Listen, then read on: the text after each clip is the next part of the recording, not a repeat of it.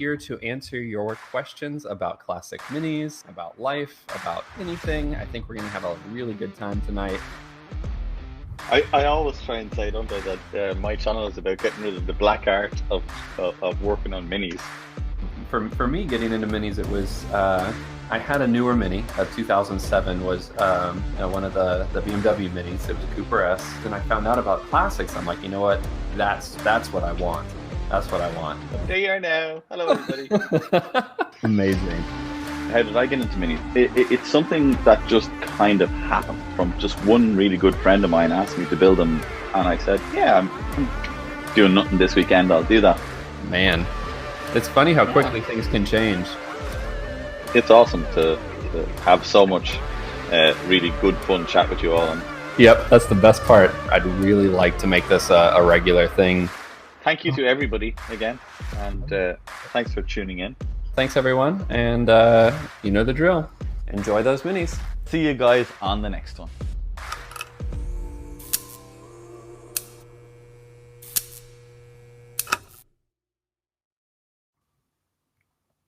Hello everybody. Welcome to the next episode of Let's Talk Shit. Hello from Ireland. Wow, I just watched the the end of that little intro clip, and I had a lot of hair. Yeah. Where did it all go? I was like, whoa, we were going through a bit of something there, so we were. Okay, I'm going to say that it was all down to the fact that it was lockdown and we couldn't get hairdressers, and nothing to do with the fact that I left it exactly 2 months without getting my hair cut. I think that 2 months. was definitely 2 months. Yeah, 2 months. Yeah. Dude, I get like 3 more millimeters on my hair, and I'm like, okay, this has got to go. This is too much. I whip out the buzzer, and I'm like Sinead O'Connor in the bathroom. I thought it was like is it not the Miley? Is it Miley Cyrus? Is it a Miley Cyrus you pull? Yes, I think she did a bald thing. She did a maneuver, right? Didn't she? Yeah.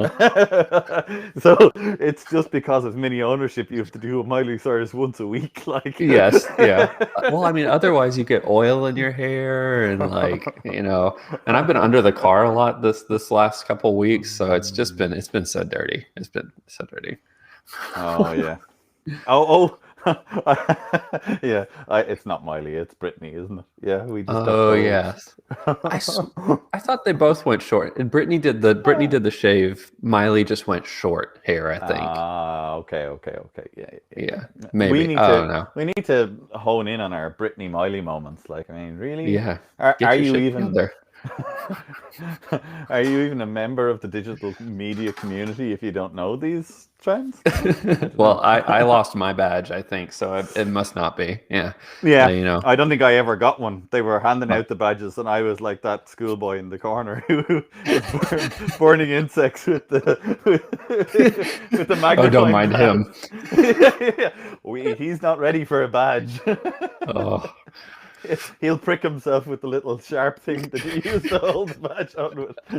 Oh God, yeah. All right. So good. So you're all very welcome, and in the truest style of Let's Talk Shit, we are currently talking absolute shit. But anyway, very important shit, but it's still shit. Oh yeah, I mean, you gotta get there. Hello to the Gentry Parenthood. I see. Oh yes. Hey, mom and dad. Very important. Like, I mean, you don't say hello to your mom and dad. Yeah. I believe mine are watching too, but they come from the same tech level as me, so they have no idea how to comment. Dad might get a comment in here shortly. I'm gonna get told off now and get. Oh yeah. They literally live in the house next door, so I could any moment now a hand might just come in here and just like. So wait, so they can just come and watch it live. They should just get some chairs and just sit in the garage and just like drinking their tea. I don't understand why they don't. I mean, you get this like. Where would you get it? So now you're trash talking your parents too. Oh. Yeah, I'm gonna regret that one later, aren't I? Huh? Yeah. We've got a fair few amount of people in here tonight. Wow. Yeah. Hello, Jake. Hello, everybody. Israelites United. Hello. Mini Performance, Adrian, Gavin. Hello, hello, hello. Trevor. Mr. Godsmith, hello. South Aziz. Man, it's early there right now. Yeah, what time would it be there? So I think it's the beginning of tomorrow there. Okay. So it's like That's- Monday. Yeah. I'm tripping Speaking out. to us from the future. Whew. Wow. Yeah. Tell me what I shouldn't do. What's the lotto numbers there right now? That's the many numbers. Oh, God knows we need them. Yes. Yeah, so today's episode, so we're going to talk all about tools. How very exciting. And not the two that are talking into microphones right now. Oh, you got there before me. Yes. Wow. Whoa. Oh, we're on fire tonight. Yeah. Well, But yes, today yeah. for you, tonight for me, I suppose. Yeah. It's still a beautiful, wonderful autumn fall day here. Yeah. Sun's out. Power went out earlier for no reason. Oh, No big yeah. Yeah, you were saying earlier on it was like 22 degrees or 23 degrees there. I can't get over that. Right now, I am being brave and I'm sitting in my workshop in this phenomenal t-shirt that I don't know. That was a very nice shirt. Yeah, it's beautiful, isn't it? I don't know. Anyway, and I'll be honest, I'm freezing my balls off. Below screen, your legs are just Yeah, happen to stay Oh, warm. I have a blanket down here. Yeah, it's like 7 degrees. at the Oof. moment. Yeah. I'd be shivering. Yeah. Mhm. That's getting to the extra cold territory for the South. I mean, it does get below freezing here, but not, it's not as brutal as some places in the US, that's for sure. I No, feel like totally. every episode we somehow work the weather in. Yeah. That is me. That is 100% me. That's Ireland. All we do is ask each other about the weather. It's in a vain, vicious hope that it might not be what it actually is. That's all it is. Do Americans ask each other that much about the weather? I bet you don't. You just go, "Wow, it's another day." Sometimes in my day job, sometimes in our meetings, if it's especially weird weather, like if there's a crazy storm or if it's crazy cold or hot or something, yeah. But most of the time, not so much. That's in small talk territory, like painful small talk territory. No, that's not implying anything. It's literally like we will if there is a half a degree difference in temperature or the wind is blowing just ever so slightly stronger, it's like, wow, did you see that day out there? Wow, it's a half degree warmer than it was yesterday. What Can is you going believe on? it? Y'all need some more wild weather, sounds like. Yeah, it's You want some top tier tornadoes? conversation. Yeah. No, we are fine. Heavy rain stops play here. 2.5 inches of snow and it's over. It's game over. Batten down the hatches. Worry about bread. Yeah. Anyway, I can't believe we could probably spend the whole episode talking about the weather. We're gonna have to do a weather episode, and everybody who comments tells us all about their weather in where they live. Yeah. Yes, I actually think I would enjoy that. Oh, we would have so much fun. Could do a giveaway, whoever's having a storm. Give us a thumbs up on this video if you want us to do a weather one. We yes, totally please. do it. Yeah. Give us thumbs up. If we see a few thumbs ups there, it's going to happen. All right.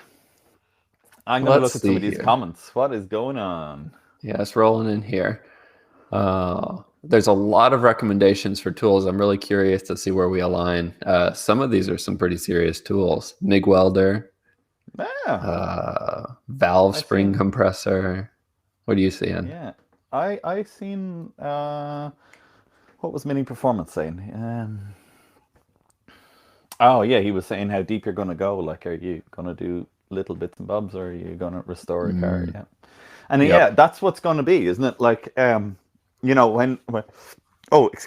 you suggested this episode a couple of weeks ago, and I said, yeah, that's a good topic. We should talk about that. immediately my mind was going towards, all of the cool tools like, lathes and mill Yeah. machines and stuff like that. And I was like, and you were like, well, I was kind of thinking of spanners and maybe socket sets. And, it's like, yes, yes, yes.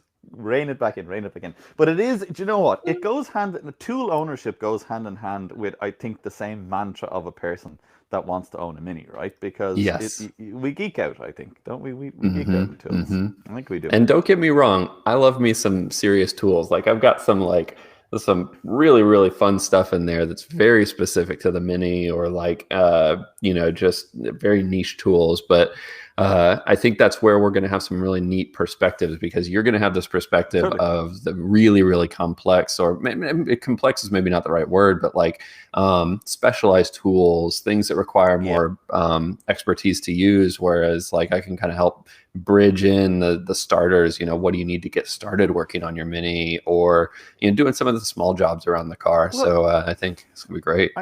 I'm going to give you one now that this really opened my mind up actually, because, having been working on minis for as long as I have, I think I got into the mindset of tools, of just having the right tools there and expecting I have the right tools there.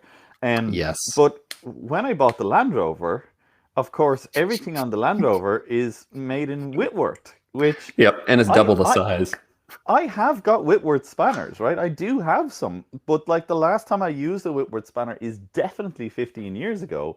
And like I arrived up all excited one day to work on my Land Rover with a bunch of AF spanners, and literally nothing fitted anything. Oh And my like when god. that happened on the Mini, you wedged a metric spanner that was in between the two, and you were like, haha, Enough. I have one that kind of fits. But that doesn't work. It doesn't work. Whatever way, Oh there is no equivalent. Like you can throw no all the way. AF spanners and all the metric spanners you have, and the chances of you actually having a spanner that will fit, slim to none. If it's in Whitworth, you got to have yourself a set of Whitworth spanners. And I actually, for the first time in definitely 15 years, went out and bought a spanner set because I have a motley collection of Whitworth that Yeah. always Piece the wrong together one. I hodgepodge. definitely, yeah, well, but people gave me Whitworth spanners all the time, and I guarantee you the ones they gave me was the ones they never used, Yeah. Yeah. which are the ones that I am also never going to use. Oh, that's something But to yeah, good. That's something to keep in mind. Is like, and it's true of, I think, especially. It sounds like Land Rovers. This is something I am learning. So if I ever want to get into Land Rovers, I better get some of these tools. But I think it's true for minis in general. A lot of people, the required tool requirements aren't super complex, but they're not directly related to your modern cars. Like the Mini, what is a Torx bit? That doesn't exist on a Mini, yeah, yeah, yeah. but like people, No. especially in the EU, are like, well, I have all of these metric tools, and while the Yeah, yeah, metric tools, as you said, can kind of work, it's an SAE car. It was an Imperial car, and most of the totally. bolts on them were Yeah. SAE as well. American Well, number now one. I have to I have to freedom spanners. I have to I have to pick you up on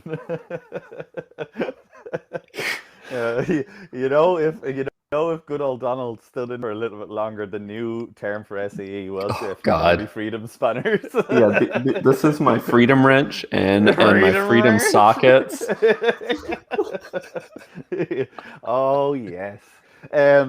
No, I have to. No, I'm going to correct you now. No, I'm going to pick you up Okay, on this. okay, okay. You said that there is no place on a Mini for torques or what? Yes, there is, Cole. Okay, Anytime okay. you have an Allen key that has rounded off, everyone knows you beat a Torx into it. So I knew Everybody you were knows gonna say something about some stupid Allen key. Oh, you have just got me on a tangent. Allen wrenches are the worst tool ever created. Oh, Why? Why? There's they're gone. barely any torque force on them. There's like no biting. Like, oh my God. Oh, 100% you know what happened, right? Somebody was like trying to tighten a bolt one day and the square was too wide. And they went, why don't I put the square on the inside? oh, this makes so much sense. And they did literally zero engineering calculations, not even a tiny bit of one. There was a Yes. German guy going, why are we doing this? Why is this a thing? What? It's now the standard? What? We're gonna Why? make everything like this? Yeah. And they still I- creep I- into everything. Like They're everywhere. I buy them because they look nice. same. They do look nice. Maybe that's what it is. Because Oh, like it is. It's not... like MED has some amazing hardware, like the pulley bolt, for your crankshaft pulley, and it Beautiful. has a Allen key on it. It looks nice, horrendous. but I actually just recently sent a mutual friend of ours a bolt for, I think it was a flywheel bolt, and he was like, what is the best bolt to put my flywheel on with? And I was like, man, if you can get yourself a good old school original flywheel bolt, that is the one. They are made Yeah. of the best stuff. They are the business. And Mhm. he was like, all right, what about the Allen key or the black? And I was like, just a good old fashioned AF bolt. Just put it on there and forget about it. It sickens me, but it's the truth.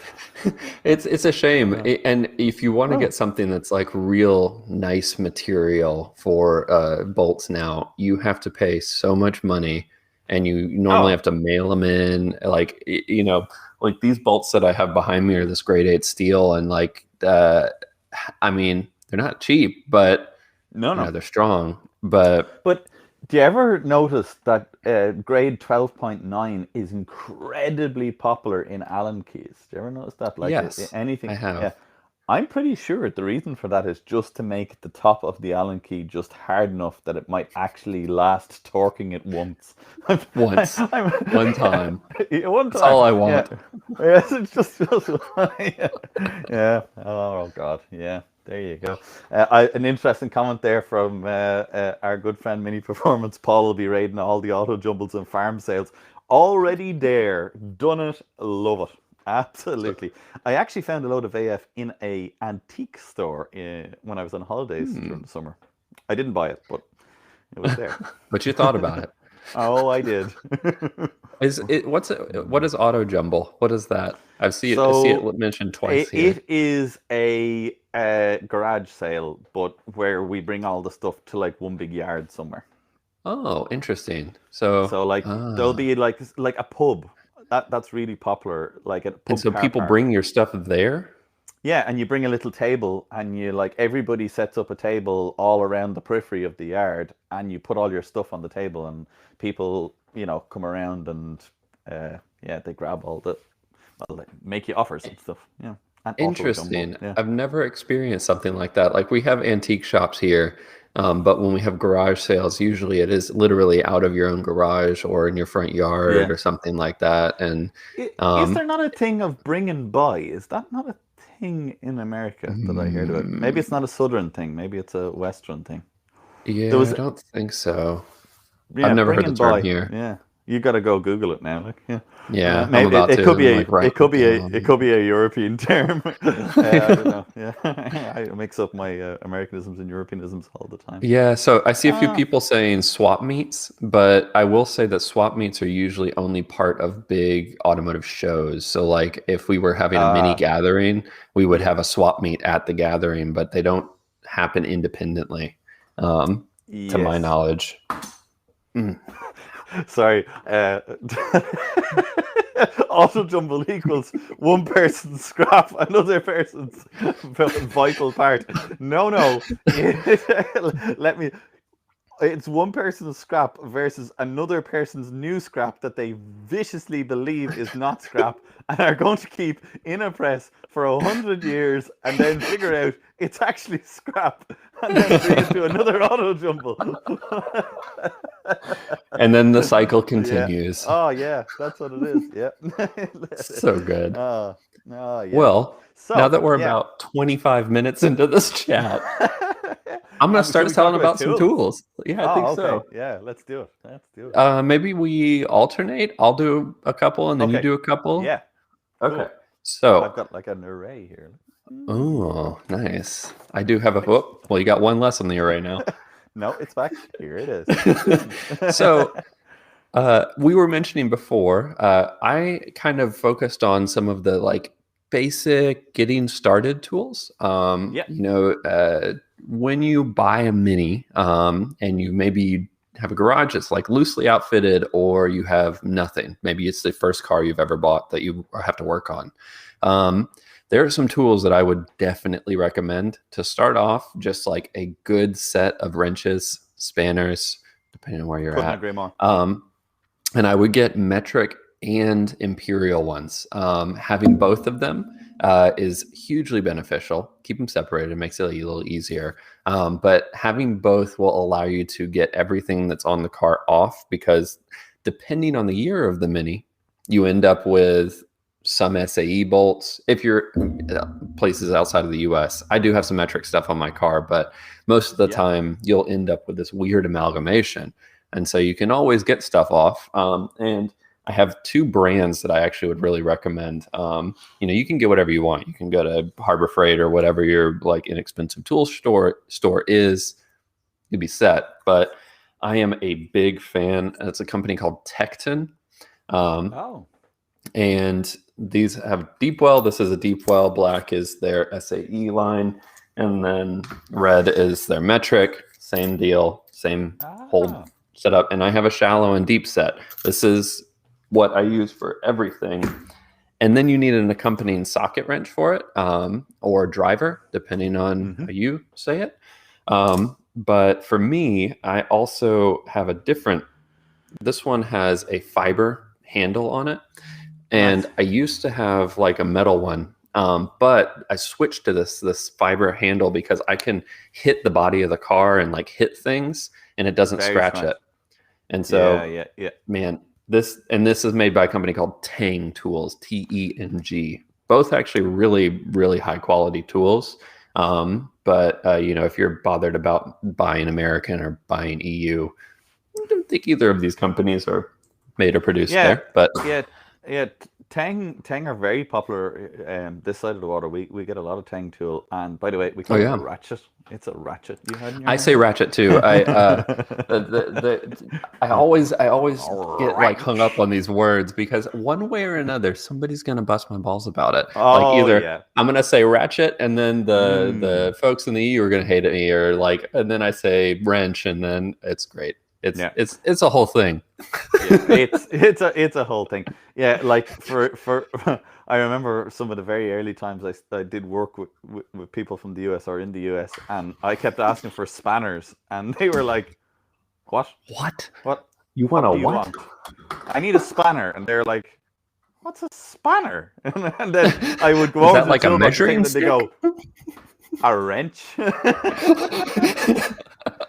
To which I was like, No. No. So are we both wrong, or are we both right here? I don't really know what's happening. No. I was right. I was definitely okay. right. I mean, I should have known. Oh, yeah. yes. Spanner is the correct term.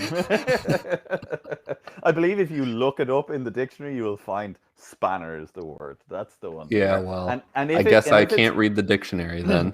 And if it's not, you're reading the wrong dictionary. Isn't Merriam-Webster, are they based in the US or I don't actually know. Sounds like a British name. Yeah, Merriam-Webster dictionary, and there's only one, and it's the Collins dictionary. There's no other. It's a Merriam-Web. That sounds like a made-up name.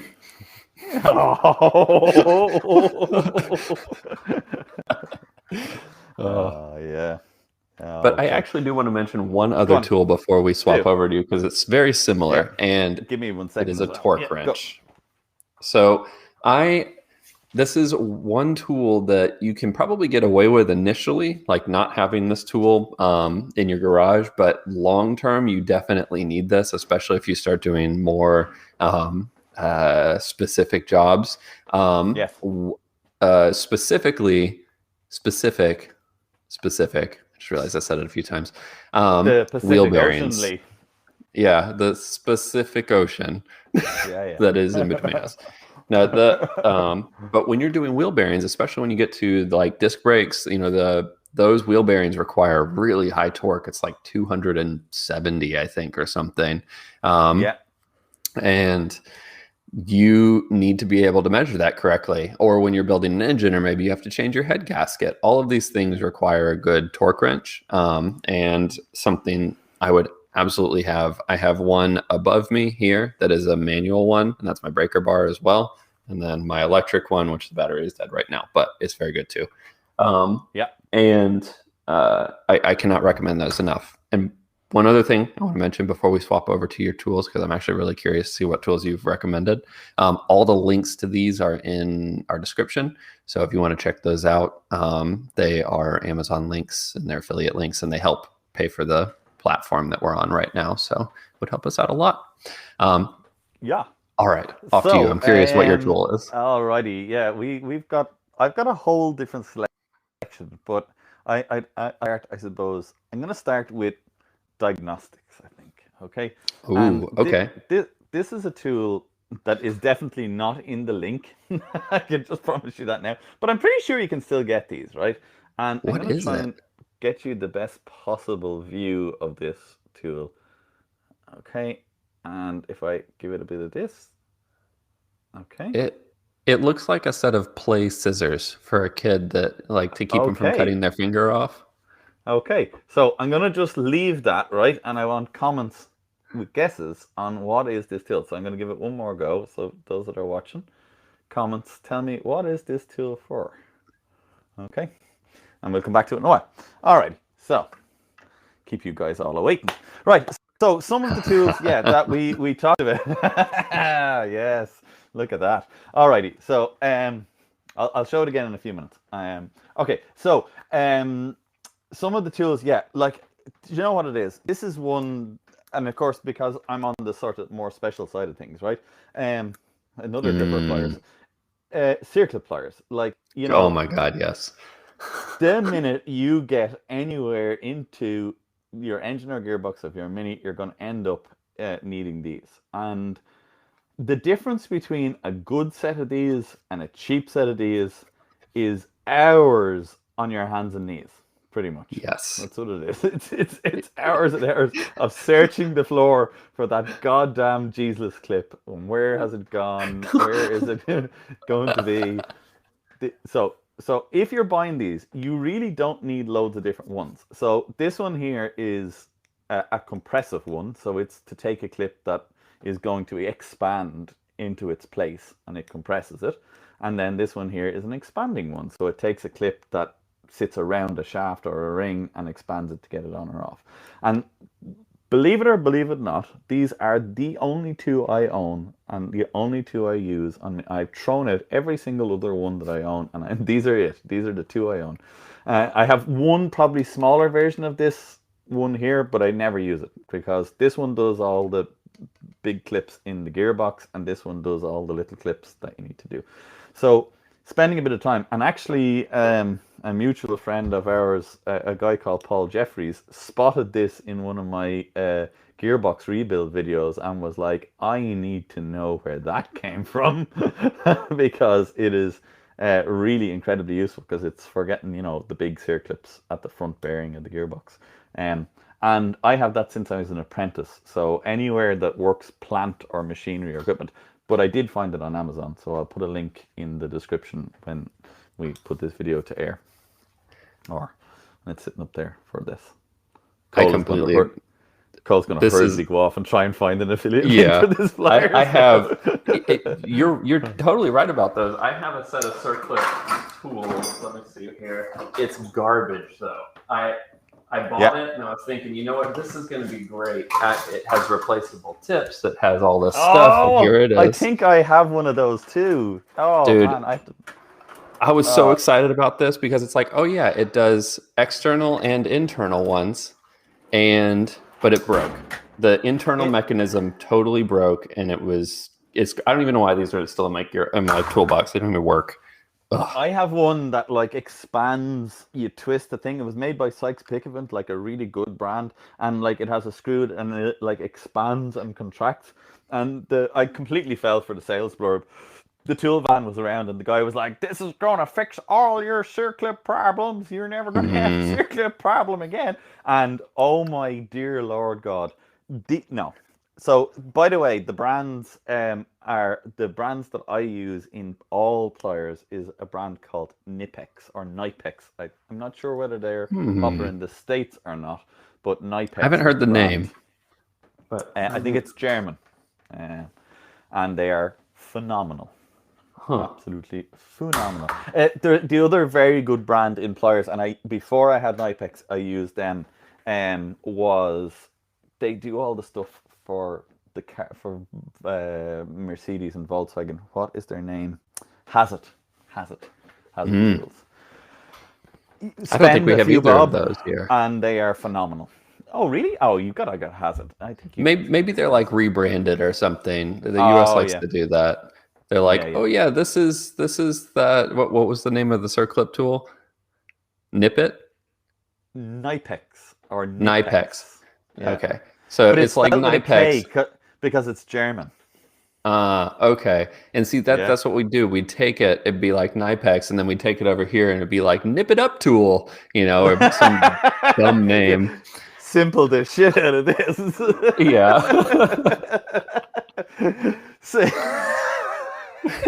Snappy Clippy. Yeah. Snap-O-Matic. Oh yeah. But don't forget to put turbo or GT. Supercharged. Yeah, GT. Oh yes. Yeah. Yeah. Oh, this is good. I'm going to read a comment or two. Yeah, go on. Okay, so Sean Kearney says, "Ouch! I would never use my torque wrench as a breaker bar." And I'd have used in a pinch a breaker bar on these wheel bearings, but I would strongly recommend you get a torque wrench so that you can torque up to the right spec, just so you know that it's right, because torquing up those wheel bearings with a breaker bar can be damaging for you and the bearings. Yeah. I say from experience. I was torquing one down one time, and my torque wrench, I don't remember why I couldn't use that. I was probably just being stupid, and I was pushing on my breaker bar, and the socket slipped off of the wheel bearing, and where I have like full weight of myself pushing on this thing. I was just being so dumb that day.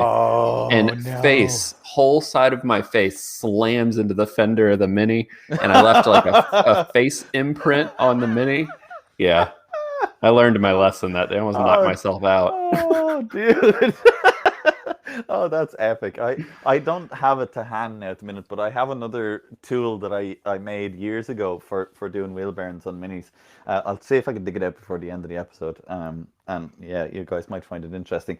I seen one down here, David Yendel, pipe bender. Oh, maybe copper brake pipes. Yeah. Yeah. We got another pulling spark plug leads, castrating bulls. I've read a few of those. Yeah. What did we got there? Something you'd find in a BDSM dungeon? Maybe. I mean, is working on a Mini in your garage not effectively being in a BDS dungeon of some kind? Sometimes, especially for your knuckles, that's for sure. Feels like it, yeah. I feel like you could make excuses to the other half easier. You see these ads where people are doing something they shouldn't be, and they say, "I'm doing drugs" or whatever it is. I feel like because that's a better explanation. Yeah, when you had that bruise all along your face from when you hit the fender, you just told your other half. Did you get in a fight? No, I'm into BDSM. It's the thing. Look, we need to talk about it, but are you sure? I thought you were just out working on the Mini. No, that's what I tell you. No. I'm just gonna go out and check. Don't take the cover off. No, don't take it off. Yeah, don't mind the print either on the fender. Yeah, I don't know what you're talking about. Oh, yes. Okay, so what else have we got here? First Mini tool I ever had was a square profile drum brake adjuster spanner. Wait till I see if I've got my two. That was from Clive. Yeah, that is I have a whole different group of these actually. He says, I now can't find any of them. I know. Okay. We're all right. We're good. We're still good. Just hearing noises and clinking and clanging in the background. Yeah. Well, do you want to see? I'm over at my toolbox. Something. Yep. Oh, that's just the internet just fell down. That's okay. Yeah, I've been over clanking at my toolbox. You're laughing at the internet. In nervous laughter. The minute when you've got the Ethernet cable cursing while I'm Yes. plugging it in. this whole yeah. Cole made me promise to have an Ethernet cable for this. We have a version of it. It still seems to be working. I'm still online, right? You should have there for a couple of minutes. What? just to ruin my day. You motherfuckers. Okay, so yeah, So they're different sizes on each end. yeah, so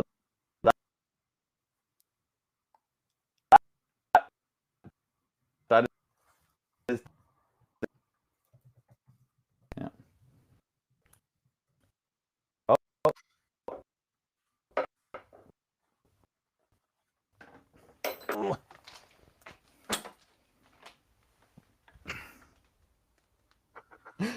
Looks like Paul might have jinxed it a little bit. We did have a little bit of technical difficulty there, but Okay, I ruined it. God, Paul Is it back? is back. We can hear you. Okay. It's frozen without you there, unless you're not actually there. No, I was off fixing the internet. Oh, okay. It's a we're spooky back. October special where you're a ghost. There you go. Yeah. I was just in the back room fixing the internet. It's fine. I fixed the internet. Mark Zuckerberg took a whole day to do it. I just did it in 2 seconds. But, Here's a really interesting one. Oh, So, and it's got like swiveldy-wiveldy ends on it. that's crazy. I've never seen one like that. I've seen the ones where it's like fixed that you showed before, but that's new. That's new to me. Yeah, so it's box-ended. And it's made by Brit-Tool. Look, it's an old original Brit-Tool. Wait, let's see if I can get focus. Focus, you mother. Yeah. Oh, yeah. Brit-Tool. Yeah. And it's actually an OE mini spanner. We looked in the Brit-Tool catalogue. I'm very lucky that my local bearing suppliers also was the major importer, exporter for Brit-Tools in Ireland. And we looked that part number up in like one of those dusty old books from 100 years ago. And yeah, it's listed as brake adjustment spanner for Austin Mini. Yeah. Wow, that's really cool. Yeah, part number is 216. So yeah, square adjustment spanner. Everybody out to Google and looking for your brake wrenches now. Yeah. Brake spanner. Yeah, Brit-Tool. Yeah, this one is a super slim. It's an old Williams super slim. Is that? It's a pretty cool brand of spanner as well that doesn't exist. That's anymore. really cool. How do you? I'm assuming you get most of these at the auto jumbles. People are like, I don't need this stupid little thing anymore. Yeah, or I spend months I'm always on eBay. I buy so much of this stuff on eBay. It's ridiculous. I have a problem. But yeah. All of these old spanners I've taken. But in fairness, a viewer sent this one in to me. An Irish viewer. Just posted them to me one day. I was like, oh, I love this person. That's really cool. But yeah. So if anyone wants to send me their spanners, by all means. Yeah. Send them Except right all here. spanners, wrenches. Oh, you can call it whatever you want. Absolutely, yeah. So I'm dying to know what this tool is. Oh, all right. Well, we put you out of your misery. Okay. We'll put you all out of your misery. So, who out there said that it was for pulling off plug leads? I think there was a couple of people out there said for pulling off plug leads. I've seen that come up a few times. Yeah. So wait, but aren't they for normally gripping. just clip on? Like, how do you not? So, if you look, it's made out of fiber. Oh, so he says if you look, and then doesn't put it in front of the camera at all. So it's made out of fiber. It's insulated fiber. So if you've got a Weird. nasty plug lead or a broken down plug lead, you can get in there with this baby, pull the plug lead off, and you won't get shocked. It's an That's really insulated cool. plug lead removal pliers. Yeah. And it actually came from ye olde United States. Really? Yar. So it came with a piece of equipment that I no longer own anymore called a Bear tuning machine. I think it was called a Bear 500 or something like that. Bear was a Fortune 500 company back in the day, and they made like automotive engine tuning and diagnostic equipment. And when you bought this machine, it came with loads of little handy dandy stuff. And this was one of the things it came with. And I've kept it for, oh yeah, I use it like all the time, because how many times have you come to a plug lead to pull it off to check whether, you know, it's running on that cylinder or not, and next thing, twack, you know, Oh, dude. 10,500 volts up through you. Yeah, it's intense too. It's like it'll wake you up. Oh yeah, like totally. I just see. Sorry, I seen a comment there, which I was distracted with. By did it come with an old Krypton tuner? Very close. Yeah, Bear was the tuning piece of equipment that came with, but Bear was the American version of Krypton tuning. And yeah, it was. Yeah, they don't exist anymore. The company, it's long since gone. But yeah, they were pretty cool. They made some really amazing stuff. They made one of the very first, talking of tools and equipment, kind of computer wheel alignment system that had this amazingly brilliant function. I remember the first time I used it, and I just thought this was like night and day. It had a function called jack and hold. So I don't know if you've ever gone through suspension setup, and when you jack up your wheels, everything changes. So all the Yeah, they'll angles like change. kind of round, Yep. sort of. And of course, you've got to jack it up to make those adjustments. So you're like, oh, what the bloody hell? This computer would take all its measurements with the car on the ground, and then when you jacked it up, it would then take all its measurements, calculate the difference between the two, and then give you a true reading as you made your adjustment of what it would be when the wheels went back on the ground. Wow. And it was accurate. Amazing. Oh, like half a degree. It was phenomenal. Absolutely phenomenal. It was like Wow. an old Commodore 64 type computer as well, you know, all lines of code or whatever, like, you know. That's really, really cool. Oh man, it was amazing. I loved it so much. Oh, somebody is mentioning my Super Slim. I see a comment. Mine is an old Williams Super Slim AJ45. I think this is an AJ45 as well. Yes, it is. Wow. AJ45. There you go. Yeah.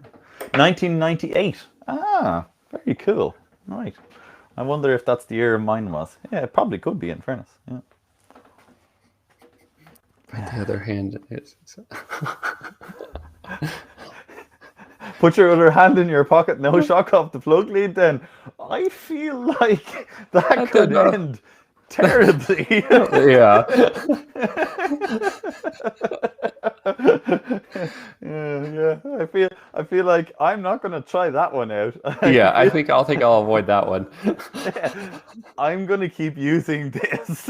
Yeah.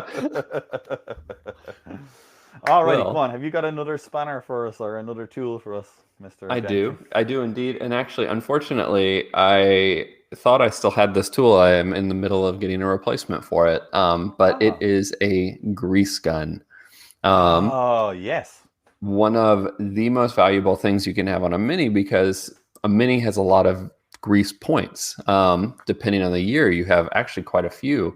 And like most modern cars now, you're not greasing joints. You're not walking around the car with your grease gun, making sure everything's lubricated. But the rear radius arms, the front top arms, those types of things actually need regular greasing and regular maintenance because they lose it over time, no matter how well they are sealed, which is not very well.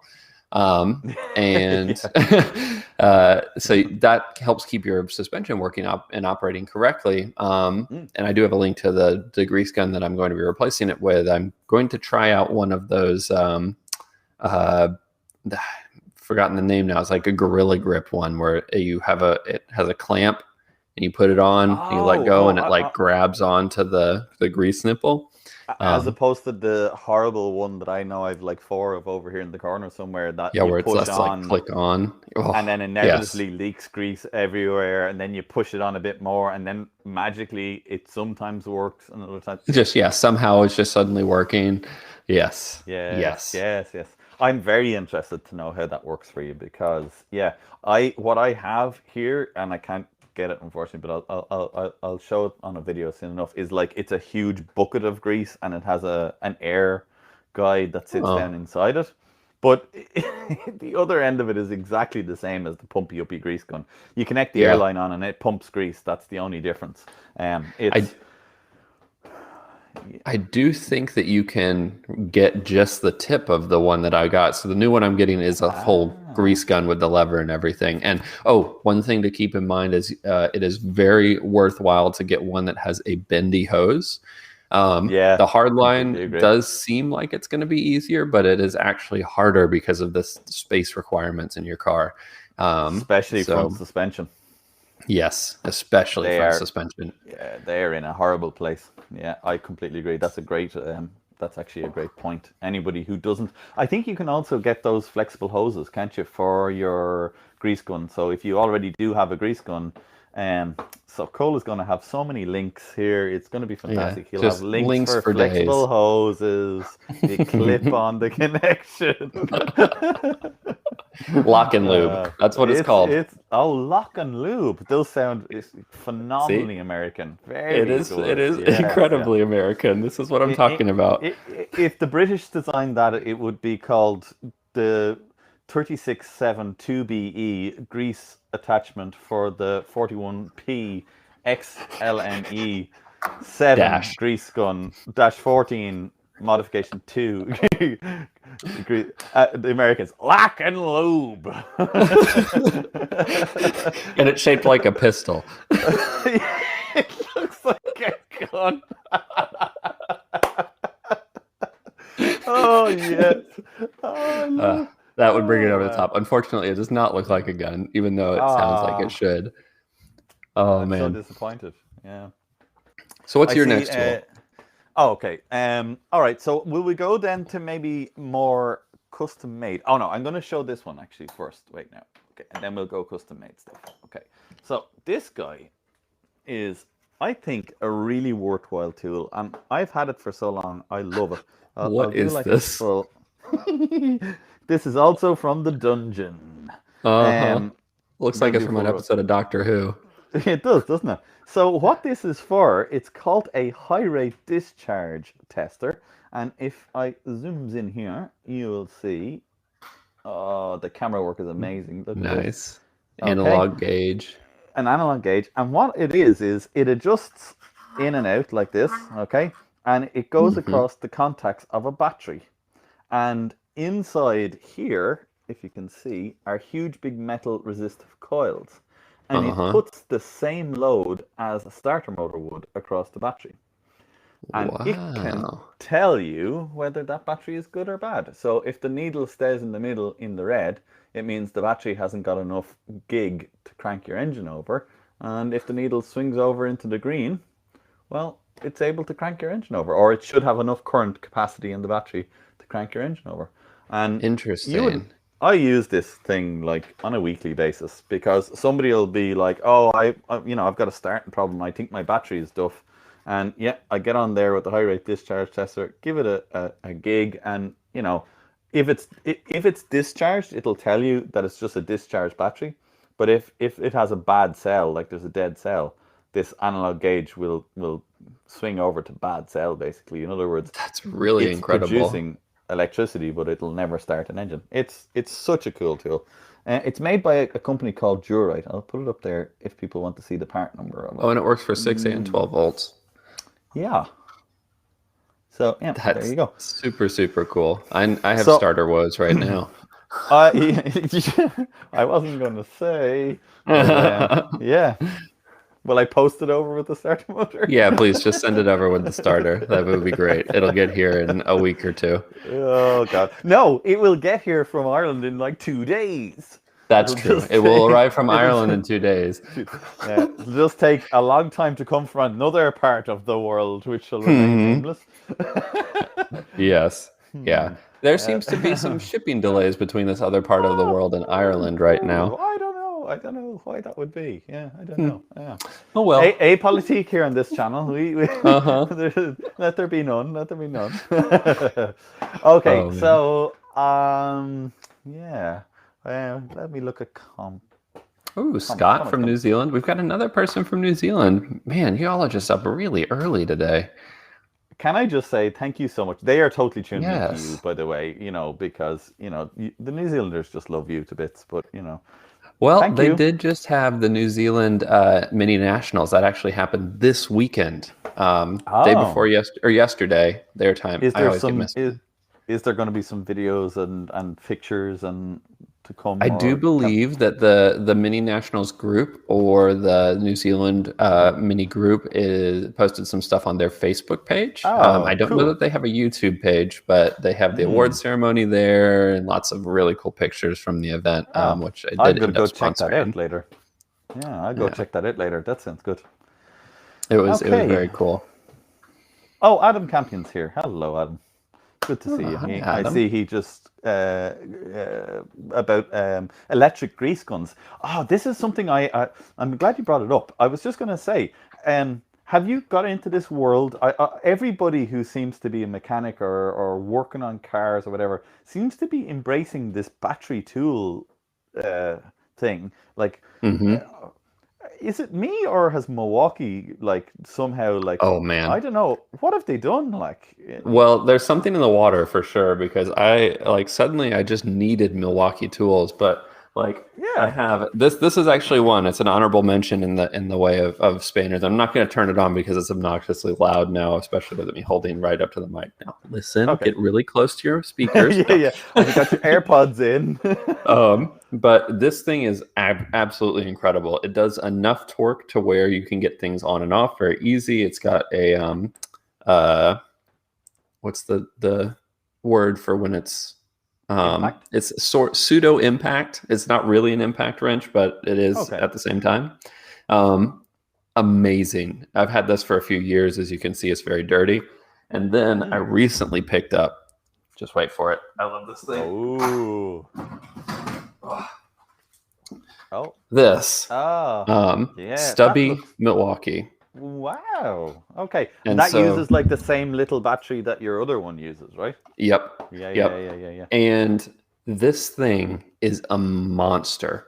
I have taken off in no time, basically welded on pinion nuts in gearboxes with this.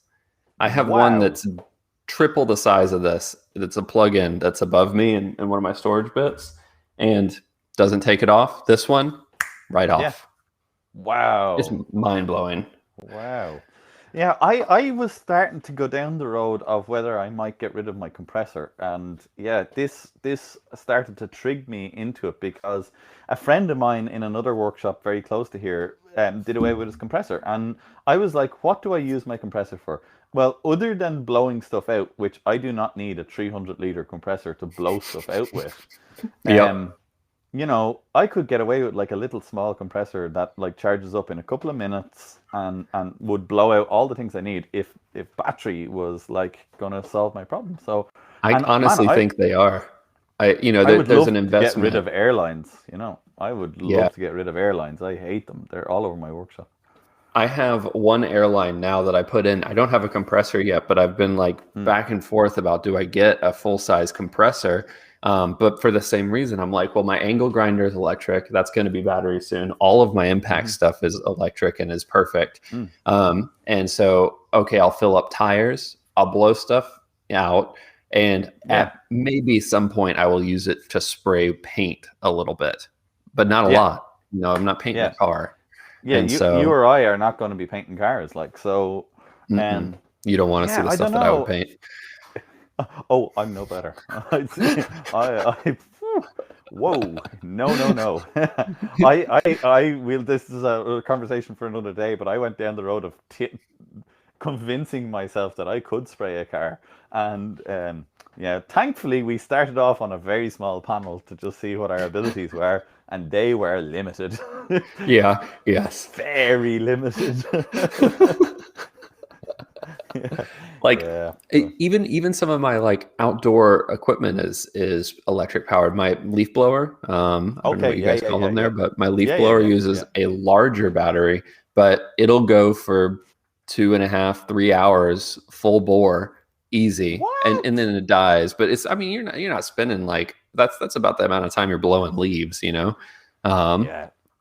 Bosch 3 is a hours of good leaf company. blowing. Yeah. Yeah. DeWilt there as well. Yeah, I do see those a Mhm. bit all right. Yeah, that one over there They is my they DeWalt one. yeah, they're pretty good stuff as well. But yeah, I use a company. Oh, look at you. Yeah, I use a company called Ryobi, which is Yes, that's the TTI Mighty Car Mods Industries. people. Yeah, it's TTI Industries out of Japan. But believe it or believe it not, I'm pretty sure they own Milwaukee. So Hmm. go do your googling and researching. But I'm pretty sure Ryobi is not own TTI Industries, who make Ryobi, own Milwaukee. I'm pretty sure that's Oh, how that interesting. works. So all those tools, and there's a couple more as well, which are all made by that organization, TTI Industries, or something. I'm pretty sure it is TTI Industries. I got to check now and see. Yeah, Tektronic Industries, and it says they come out of Western Germany. Hmm. I'm sure the shipping crate goes to Western Germany, and then, Well, and maybe then that's where goes they're other engineered, places, but maybe, yeah, or maybe. maybe I the don't know. company that bought all of these engineering companies are like, it was a German company. Yeah, potentially. Yeah, I don't know. Like, look, the reason I did it was very simple because a really close friend of mine said, "Look, they're cheap as chips, and the batteries all fit all the same thing, and like at the price point they're at, if they burn out and you've got a year's service out of them, you've kind of they've paid for themselves." Yeah. And to Yep. be honest with you, all of it that I have, I must have like I have stuff there for 3 or 4 years, and I have Oh, worked yes. it hard, hard, Yeah, hard, some hard. of the stuff in here has been brutalized. The stuff that I put these poor tools through. You know, Yeah, when people are like, "Do I need the nicer, stronger tool, or do I get the yeah, cheaper one?" yeah, yeah. I'll usually get the cheaper one and then expect it to do the Dude, same stuff. oh, that's me. That's me. Especially with battery. I don't know what it is because I haven't gotten into the battery world yet. So, I mean, I have probably 25 different pieces of battery operated tools. So when I say I I can haven't see got into stuff the plugged in on the walls. it's everywhere. Like it's all over the place. I've got them everywhere. I literally have big plastic containers full of them over there. But I don't classify that as being in the battery world yet because Yeah. they're just toys as far as I'm concerned that I use literally every day. But anyway, Yeah, but somehow yeah. there's still the backup tool to the air compressor that's not yeah. used. The air compressor that's sitting there, and I went the other day because I needed to blow out an engine block, and it like farted and coughed and started to try and build air up, and it was like, oh my god, I haven't been on, you know. But anyway, Yes. I think But yeah. this conversation has sold me. I think that I will end up with a small wall mount air compressor, maybe one that has like 2 small tanks that I can get up Yeah. out of the way. It can I keep, think so. fill up my tires and do the basic blow stuff. out, and yeah, Yep. as you say, a little bit of spray painting or something. But yeah, do you know what it is? I think if you can get, I don't know if this exists, but if there's like small scroll compressors or something like that that's almost on demand there, that would be brilliant. You must do Like an looking for inline something. water heater. Yeah, kind of exactly. But for like just air. yeah, on demand air. I would love on demand air. I think that would be fantastic. That would be cool. But yeah, because it's just something that air was so compact 20 years ago. You could get the same juice out of an air tool that you can now out of a battery tool. But now I don't know. It seems And it's like they batteries are they were gonna- so simple too to manufacture. I mean, inside the tools, like the actuators, the things that are actually operating the tools were all basically the same thing, just varying different Totally. sizes. Yeah. So yeah, totally. Okay. tide shift. Yeah, I think so. Yeah, that was an interesting. I hadn't thought about that conversation, but yeah, yeah, it's nice to see as well people's comments in there of the different stuff. Some DeWalt, some, uh, Hmm. yeah, some Bosch. Bosch is phenomenal. Yeah. Oh, Bosch is a Bosch is great made in company. Thailand. Yeah, maybe. Huh. I suppose everybody See, kind of has gone Eastern European now. I suppose, or Eastern and Asian. Yeah. and you know what? That's actually a really good thing to keep in mind. I see a lot, especially in the automotive world, the like digs on the quality of tools or parts from different parts of the world, and in reality, like as the world becomes more globalized, like these tools that were, my socket wrench and my spanners and all of these things were not manufactured here. No. It You can get such good quality stuff everywhere now. There's obviously very bad quality stuff that you can get from places, specifically when it comes to like engine internals and things of that nature. But mass produced items that seem to be it's like this ebb and flow. I lost my back cushion. Hang on. Oh. Yeah, I mean, I used to be of this buy once, cry once kind of thing, and I did that for a long, long time. Um, but now, I don't know. I've veered away from it a bit, to be honest with you, because the Snap-on guy just went too hard once or twice, and just Yeah. sold me this golden chalice that turned out to be a plastic or a paper cup, really, to be honest with you, and Yes. it just didn't do what it was supposed to do. And now I'm kind of like, you know what? If they sell it as a reasonably good tool and it performs like a reasonably good tool, then I'm more than happy with that. Like Yeah. I think honest is far more important. But this brings us nicely into a segue of all the tools that I make myself all the time. Special tools like I know what that you one know is. you know what that one is. We've made a video about this before. Hmm. And you know, at the end of the day, guys, that's a piece of bright mile steel that I found in the workshop and hacked out a square and put some edges on it so that it can drive out pot joints. And it's been in my toolbox now for probably 10 years and gets used probably on a weekly basis. Maybe that's a bit unfair. Maybe it's a couple of times a month, but it definitely gets used 100 times every year. And it's perfect. It does It exactly is. what it needs to do, and it never breaks. It never misses a beat. So tools are purpose. I I think that's am something that's very disappointed though, important. seeing that tool and not seeing in Sharpie like pot jointy removaler, or something written on it. I'm very Yeah, disappointed, yeah. Paul. I haven't. I'm gonna make one for the American market, and I'll call it. You can give me the term. Oh, let's hear. Pot joint smash out or something. I don't know. We got to work lock and load into it somehow. Lock and Yeah, shaft. yeah. Mm. Lock and shaft. I don't know. I think we might get in trouble for Uh, that one. Demonetized. yep, just like that. Yeah, an algorithm somewhere just went. Doop, doop, boop, boop, Yeah, boop, boop, did, boop. did you hear that? Yeah, yeah. We need to get rid of these guys. Yeah, lock and shaft. Okay, but yeah, like only the other day we were doing, videos about, cylinder head overhaul and bashing out Hmm. valve guides, and I put this up and I got a good few comments from people being like, "What a distributor shaft!" But like at the end of the day, Milled a down. a tool has to perform a function, and for me, you know, I, having the right tool to do a job It uh, is. is almost as important as having a tool that can make a tool and the ability Yes. to do that. That's very important. I am very jealous of your lathe.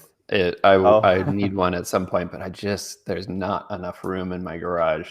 yeah, I need to get you're my garage a little bit more organized before I do something like that. You're gonna like this one. I'm gonna see if you can guess what it is. Where's my camera? okay. Alrighty. Oh, okay. Yeah. So it's It's a the little off bullet. center. It's the bullet from an oil pressure regulator, the oil pressure regulator. And Yep. but what do you use it for? So I'm just gonna tell you. So it's Go on, then. at JB Weld. This is before I had a welder. Okay. Might revisit it at some point. But anyway, I used this to lap the inside of the block when someone said that, like, when I had oil pressure issues due to some debris getting caught in this bullet connector, Yeah. it left some scoring in there. And so as a result, I'm Ah. like, you know what? I can use the old one on a stick. And then it's a similar concept to lapping your valves and then Okay. just lapping material right there and then just really, really cleaning it out. This is with the block completely disassembled, not in situ. Wow. I really like that. That's fantastic. Wow.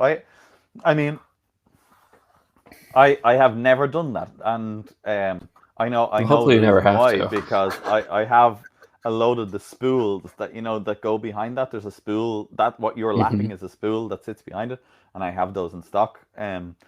But Huh. that is such a clever thing. Oh, well, don't worry, I made them. Yeah. I made like 50 of them like 10 years ago. I bought a chunk of iron bar and made, like, because I tried to order them off of Mini Spares, and they're like, oh no, it'll be 11 years before we get enough orders for those. And I don't know why they're American, but Yeah. in American?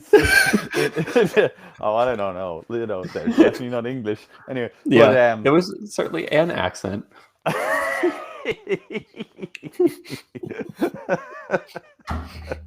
oh God. Yeah, the truth is that's a really cool tool. I really like that. That is I was very that is- proud of that one. that is thinking on your feet. I love it. Yeah. There's a good comment there. Kevin's "This is a tool." I do love that. What is Kevin's channels now? Oh, the Gentleman Motor Racing Club. Is that right? Yep. Did I get it Yep. right? And in The fact, he Gentleman was Motor here a Racing little Club? bit earlier. I'm not sure if he's He still here, was. but if he is, send us a hello, Kev. Hello, Kevin. And if anybody is wondering what we're talking about, on Kevin's YouTube channel, he from time to time has been known to reference "This is a tool" in his channel. So yeah, go check out some of his videos there and see see what you get from that. They're always quite so funny. good. Yeah. Kevin takes making specific tools like I do to a whole new world. On a whole I like his whole concept of mowogging. Oh yeah. Like, is this mowogging? It's very good. He is very clever. He is much more clever than me. That's why I love his channel so much. Yeah. A very, very underrated YouTuber, I must admit. I do love Kevin's channel, and anytime a video pops up, I do greatly enjoy watching them. So there you are, Kevin. Shout out for you. Checks in the post, yeah? Yeah. That's okay. Mm-hmm. Cool. Yeah, not away, yeah. Here's one for you. Can you figure out what this is? I love this tool. Yeah. Yeah. I think I know what this is. Maybe. Go on, then. No. Go on.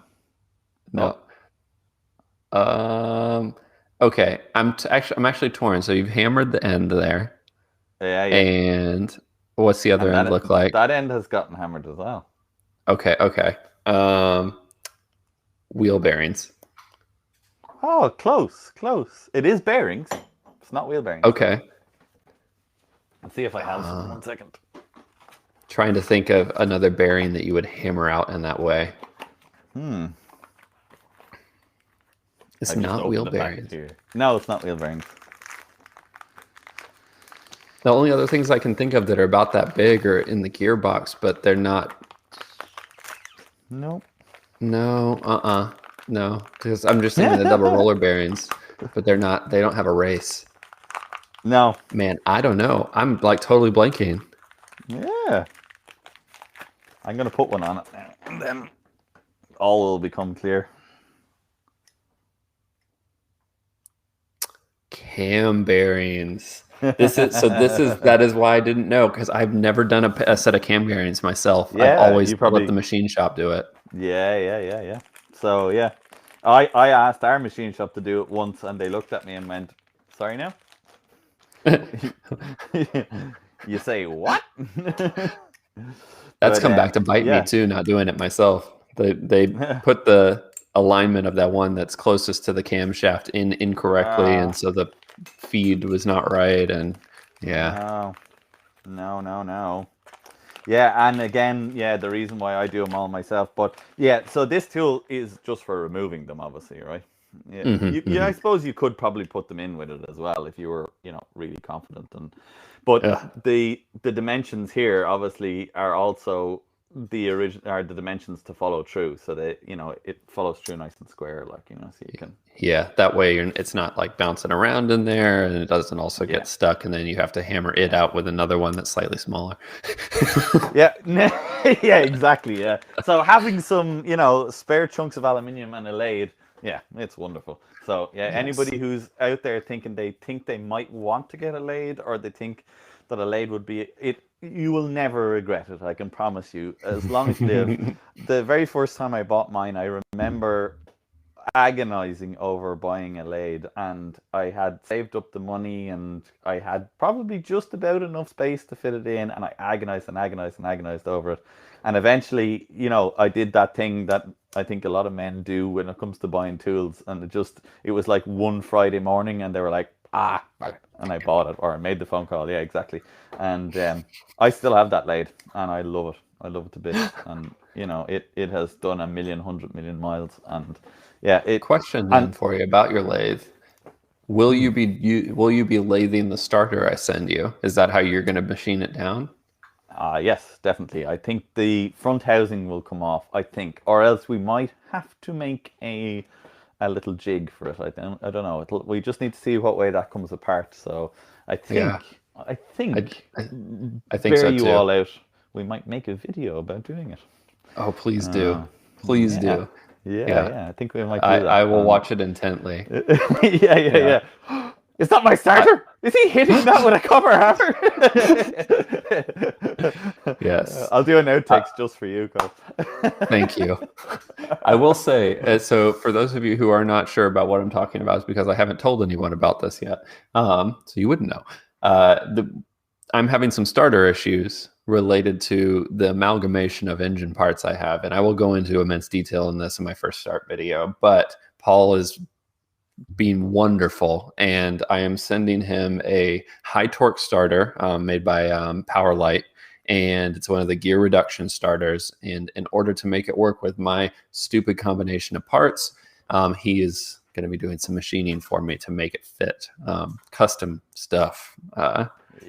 And lots to come from there, but thank you so much for that, Paul. We will do, I think, between us we'll try and do a couple of videos, and I might send you some stuff, and you could send me some stuff, and we'll try and explain it to everybody, because you know what, I actually think I'd really like to actually do a bit, and I think this is because you're not the only person that's going to come across this, and it's to do with, and to be honest with you, this is something that you and I really just figured out on the back of a cigarette packet by just looking at all the different options. So we're going to share that with you guys somehow over the next couple of weeks or months, or however long it takes to get this bloody starter motor here.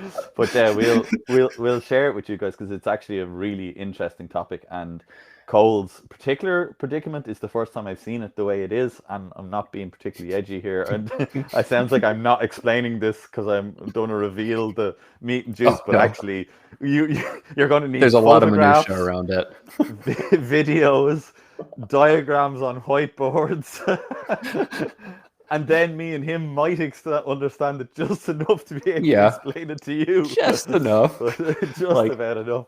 But and it's crazy. It's one of those issues. It's so funny. We just said the same thing. It is crazy that it's one of those issues that people, I think a lot of people might have run into, but it's not common, and it's not common enough to have a solidified solution to it. Somehow in the 50 years or 61, 62 years that the Mini's been around, I don't really know, long time. There's been no, and I guess it's just, I was lucky enough to run into this issue because I'm in the US and I have an engine from an Austin America and a gearbox from a Mini and a transfer house from one of those two, and then a crankshaft and then this and that, and it's a lot. But it is amazing. But it's funny after we'll have this conversation. What we might do is we might do a debrief on it at some stage, because I don't want to go off on a tangent here. But yeah, this is a mini thing, and this is why being able to make custom tools is a good idea as well, because yes. when you come across minis, you do need to be able to do work on these to make things, because as the years are going to go on, and as we're going to spend, in the next 20 years, things like this just aren't going to be made anymore. Like, these are not going to be, nobody's going to produce these, because who's going to do a run of 200 or 300 spanners? Like, nobody's going to do that. Like, Or if they do, it'll be a fortune. Yeah, one of these will be 150 quid or something crazy, So, being able to make stuff and being able to get in it. And I remember a friend of mine had an Austin 7, and all he ever seemed to do was spend his weekends in the garage making things for it. And I remember being kind of jealous, to be honest, because, for the Mini, it made no sense to do that, because you could just buy every single thing off the shelf. So you just didn't make parts for them. But now it's going to become a thing, I think. I think tools and custom parts is going to be a thing as time goes on, and it's going to be more common and popular. How are we doing in the comments? I see some interesting stuff. Yeah, we've got some coming in, and actually, what might be a really good time to transition into our Q&A segment.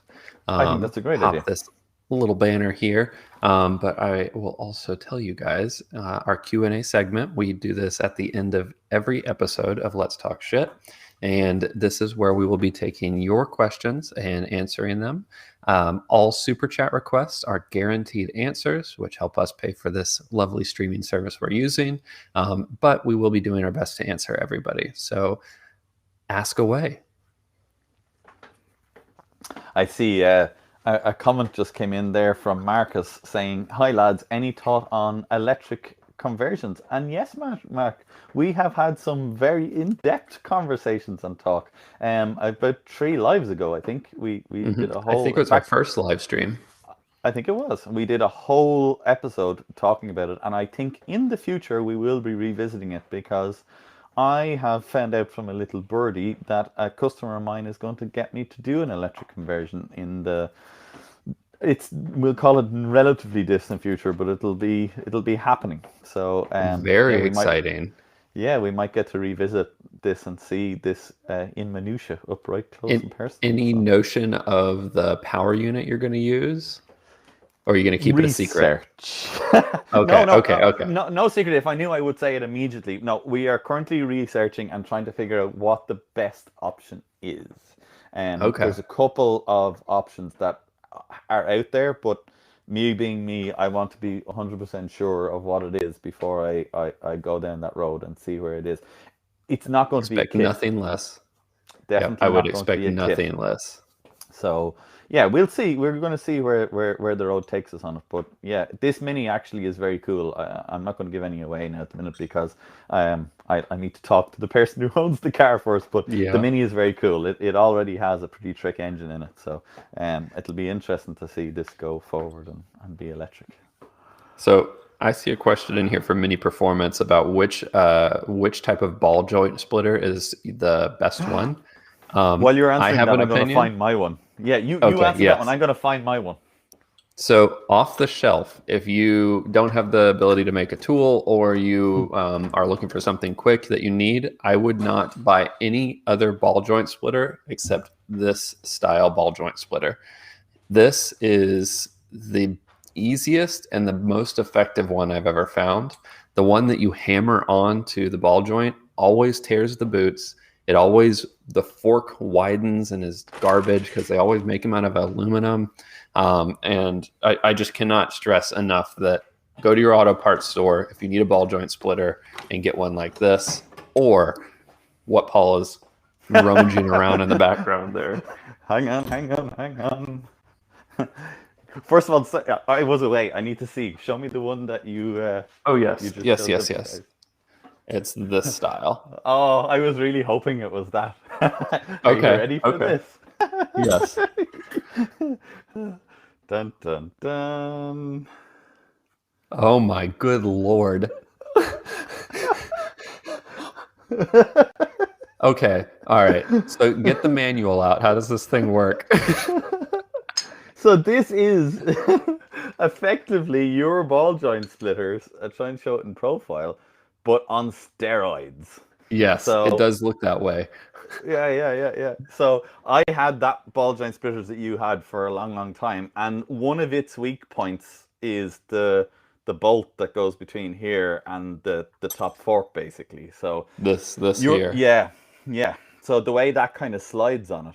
So what I have actually got here, I don't know, it's going to be hard for you guys to see. And this is all fabric cobbled out of scrap, so that's why it doesn't look pretty at all. But I think it's beautiful. This guy here, have you ever seen the things for holding coil springs together on the front of Yes. cars? They're like clamp forks.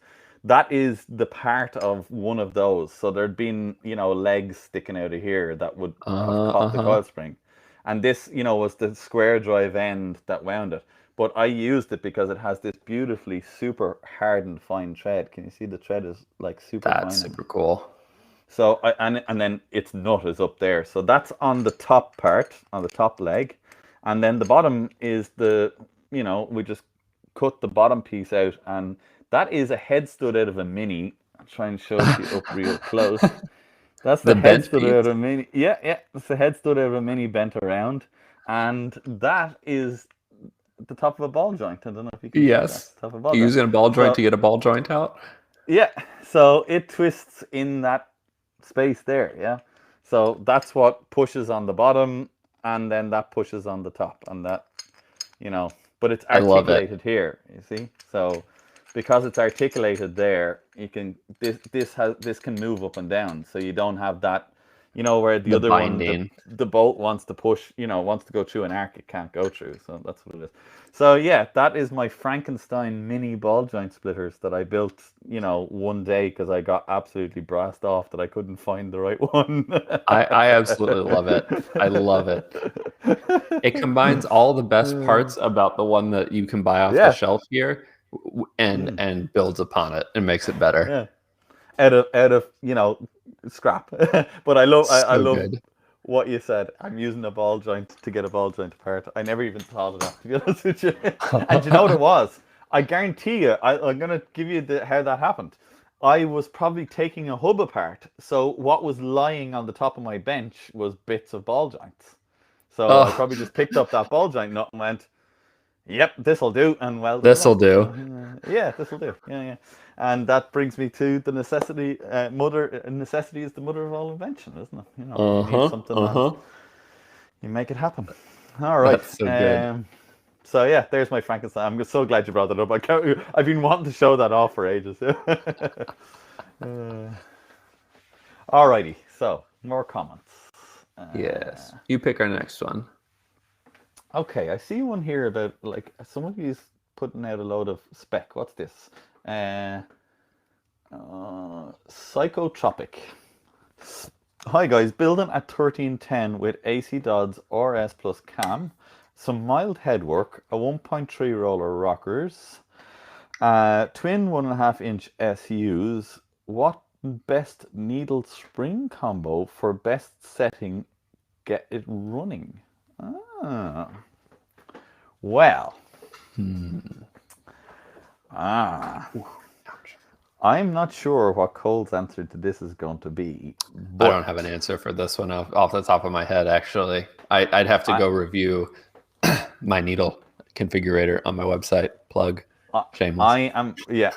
Well, I was also about to shamelessly plug your website and say there is a phenomenal needle comparison and selection chart on there, and that is exactly where I would start. And the other thing I would say is bang a question to Mr. Adrian Dodd, Mr. AC Dodd. He is an absolute gent. He's a nice man, and make your question nice, clear, and concise, just the same as it is here. And I'm sure he will absolutely be more than helpful to give you a good starting point, because that sounds like a really standard engine kind of configuration that I'm sure he's come across 100 million times. So yeah, that's what I would do. And also probably worth checking out. He has made his way over to YouTube as well. He has. If you are looking for someone who's got some really great technical knowledge, check Yeah. out his channel. Yeah, delighted to I think see. it's called AC Dodd.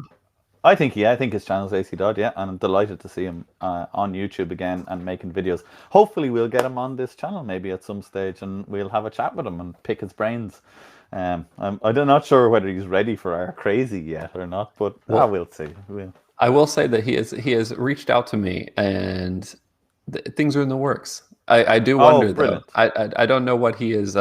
What he we're a bit weird. No, I don't know. Yeah, Crazy, just a little. Never. Yeah, we'll have to be on our best behavior. We'll have to be on our best behavior. We'll tone it right down. We'll be good boys. Yep. We do have just a little teaser. We do have some fun guests from the mini community upcoming. We really do. Folks you may know, folks you may not. I'm very excited for one of the very near future ones because his crazy will get on well with our crazy too, I think. Oh, good. Yeah. I think it'll go well. God love him, but yeah. Alrighty. Go on, you give us one now. Okay. Ilias has asked a question in reference to actually one of the tools that I was recommended earlier. What type of grease do you recommend for greasing the suspension grease points, ball joints of a Mini?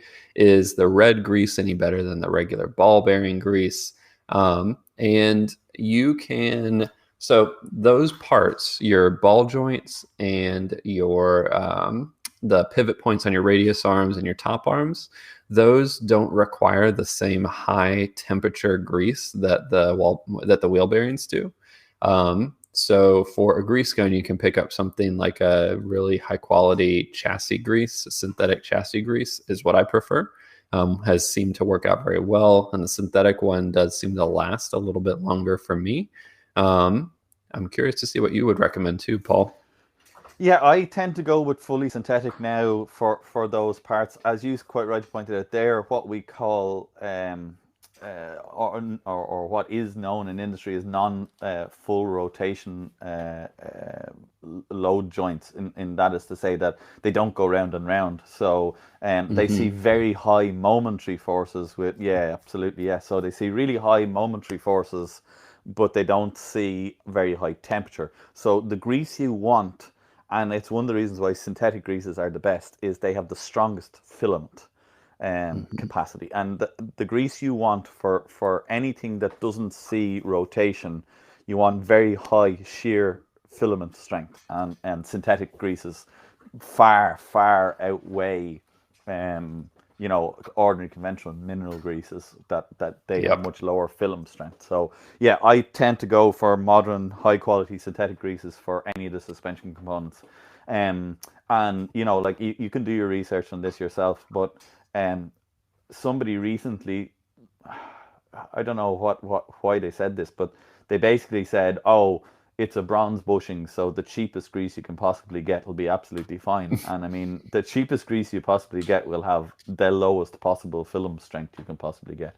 So as Cole very rightly pointed out, it's not about temperature, it's about the quality and the load the grease can hold. And for stuff like that, modern greases, the chassis grease that you said is fantastic. Truck drivers use a very high film strength grease on that. We call it the fifth wheel. I'm not sure. Yeah, the pivot joint. Yeah, absolutely. So any place that sells grease for truck drivers, if you get the grease that they use on those pivot joints, that's brilliant. It works really, really well. Very high film strength and works really well, and tends to be reasonably cheap as well. It's not super expensive, Yep, and it's cool. That you'll notice, you might wonder when is the time to grease your suspension. And one thing I do want to mention is I do have a video that's a few years old now about greasing the different points on your Mini. So if you want to search through my old videos, or search for grease, I forget what I named it, how to grease the joints on your Mini, something like that. But it's very, very straightforward. And you'll know if it starts to get kind of creaky. That's the first telltale sign, as your Mini will start to, like, as you are going over slight bumps, little like washboard, things like that, slowly you'll hear, and it gets really freaking annoying. a very good. My grandfather used to say, when do you know it's time to grease a machine? The minute you think about greasing a machine. Yes. That's a great bit of time. advice. Yeah. If you think about greasing something, go grease it. That's the time to grease it. But because generally you've forgotten about it for about 6 months. You went, I wonder, do I need to grease that? Yes is the Yes. answer. Absolutely. About 3 months ago. But yeah, that's a very good question, though. Very good question. Yeah. All right. What else you got for us tonight, guys and gals? If they're don't want to discriminate here, guys and gals. Team Ballylock Classics. You'll have to make them, Paul, and add them to the shop with the engine brackets. Oh, the engine brackets are still happening. I promise they are. Or I need a sign that says "Still happening." TM trademark. It's going Soon. to happen. I promise. Yeah, my channel isn't even a year old, lads. Give me a chance, all right? I make promises that I can't follow through on. The wheel of YouTube never stops. It grinds. You know, it's hilarious. Somebody messaged me the other day and was like, "Oh, have you just decided not to make these engine lifting brackets?" And I was like, "Oh, no, they're absolutely on the list. They're just down here somewhere on the list. Yeah. And all the other stuff is up there." Just so people are aware, some of the stuff that's up here is 2 years. It's been on the list for 2 years. So Just to give you a little bit more, a little bit more about this, I think you and I even discussed prior to me pulling the engine to do the supercharged turbo or supercharged build about you sending me one of the engine lifts. And you know what? I don't think I've seen it. You will lift that engine out at some stage with one of my lifted brackets. It's just not going to be this time. Can you make one for an electric motor so I can do that on the inevitable Mini? And I will be doing. Sure. Yeah. But what I'll do is when I'm making the starter motor for that one, I'll put it in with that. Perfect. I'm actually super jealous that you're going to be doing an electric conversion. I want to do one so bad. I'm just not in a position to do it yet, and look, I'm going to be watching yours. Like you may well get there before I do. Hey, you never know. Like let's see what happens.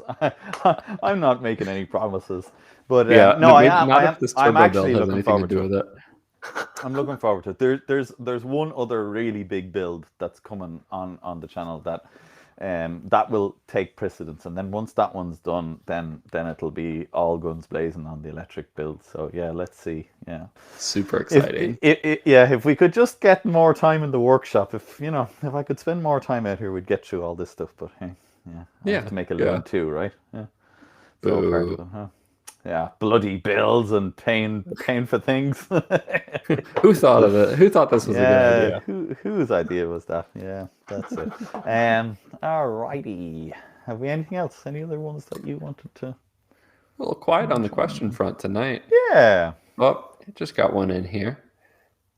From Mr. Ron Peters. Any idea where to find the wiring diagram for an SPI with the 24-position fuse block? It's not in the Haynes manual, and I haven't found it anywhere online. Seems like an interim design.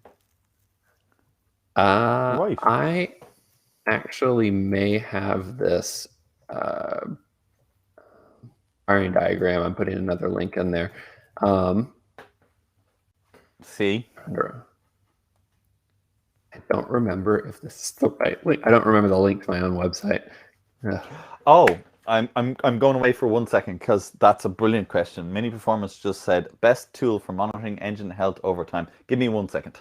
I am going to. Okay, here is the link. One while you're doing Lincoln.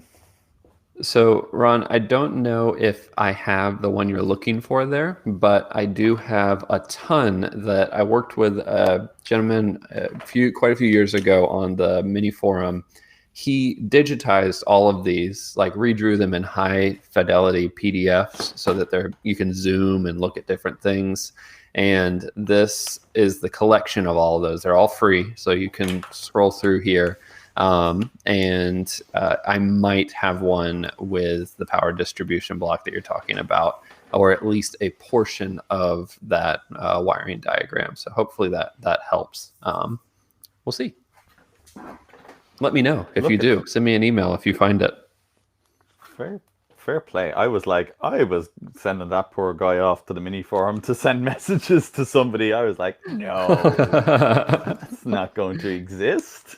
Well done. Okay, so in answer to Mini Performance's question, the best tool for monitoring the health of an engine over time, and this tool here, without a shadow of a doubt, is the most useful diagnostic engine tool that anyone can own in a garage. And you might wonder, what is it? It's called a compression leak down tester. I'm going to give you a close-up view of the gauge. So try and get some light on it. So this garage currently needs to go off and get calibrated, because you can see the needle is sitting all the way up, like 3/4 of the way. It should be sitting down the bottom. So basically what this is very simple. You plug the air line in here, and from your compressed air? From compressed air, and this end here screws into the spark plug. So it's just a normal spark plug union. You can see it can do like a couple of different size spark plugs. So this is like your normal mini size spark plug, M21 or whatever the thread is.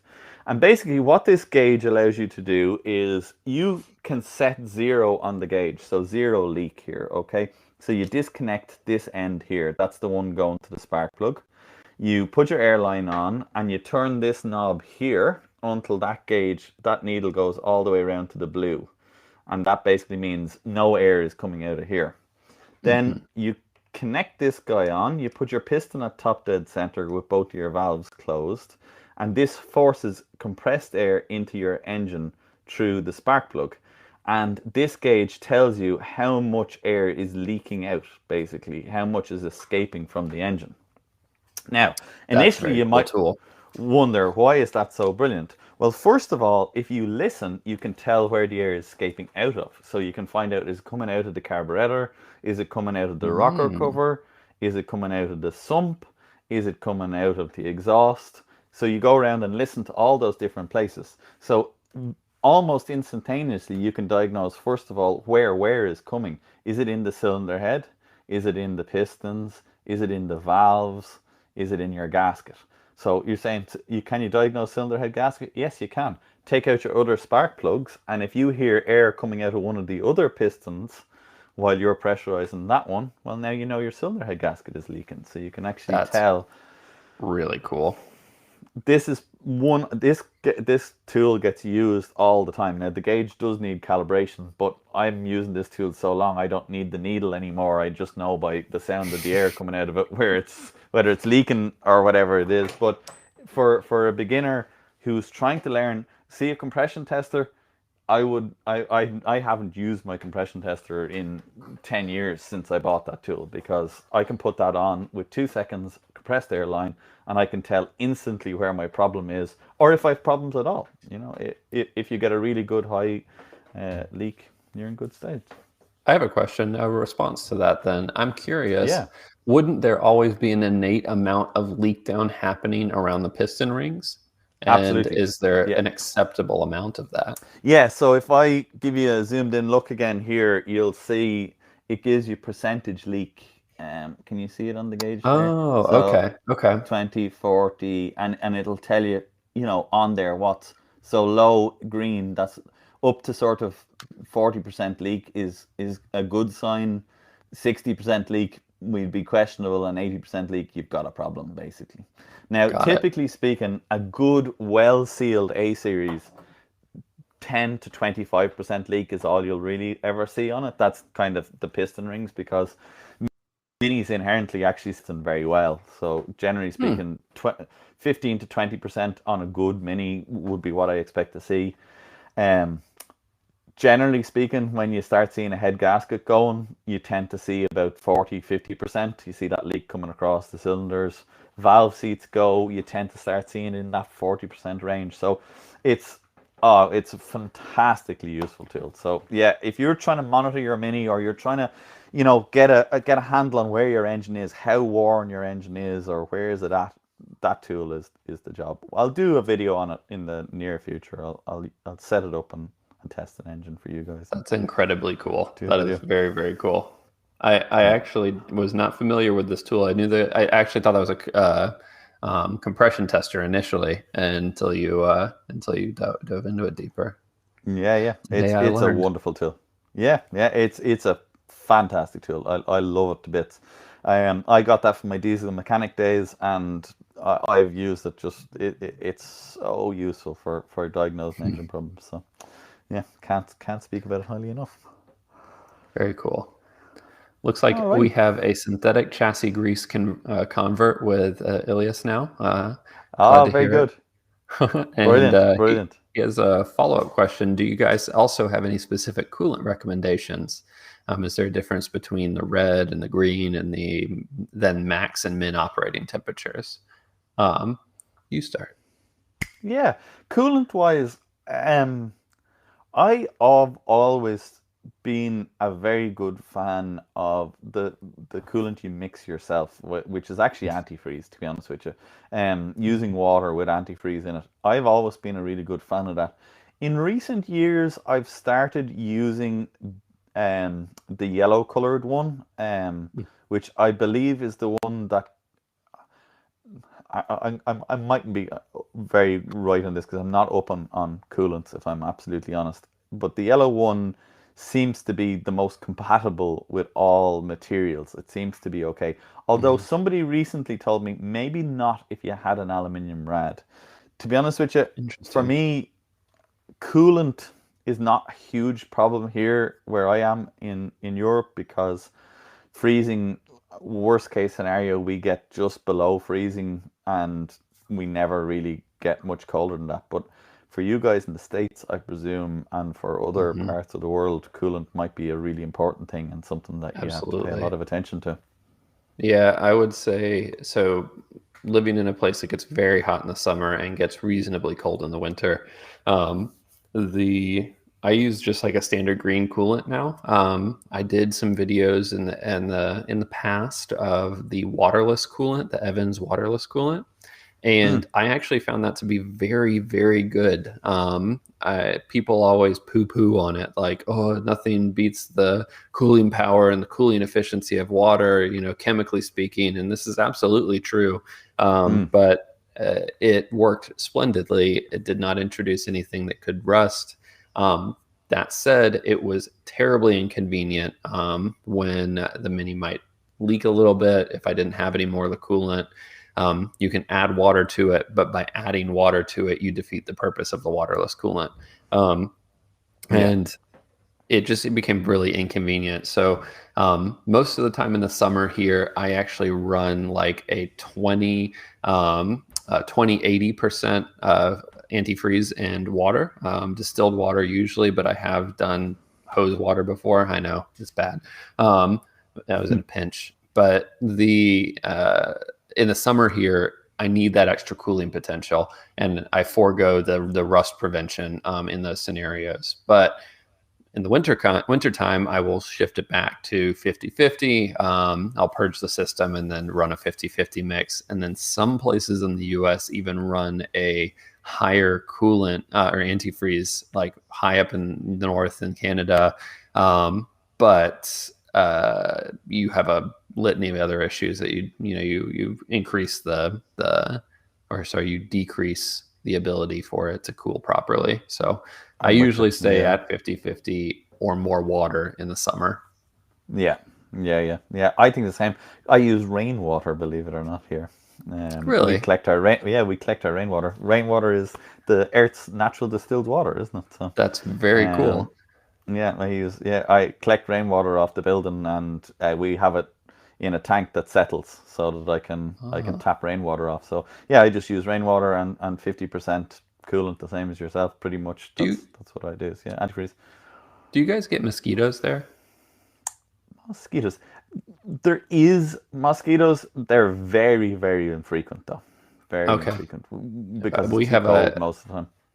A challenge with collecting rainwater like that, because in the big jugs, if you don't really, really well meshify them and prevent bugs from getting in, mosquitoes like standing water. That's standing water, and they actually will go in there and lay their little mosquito eggs. So you could have mosquito cooled minis too.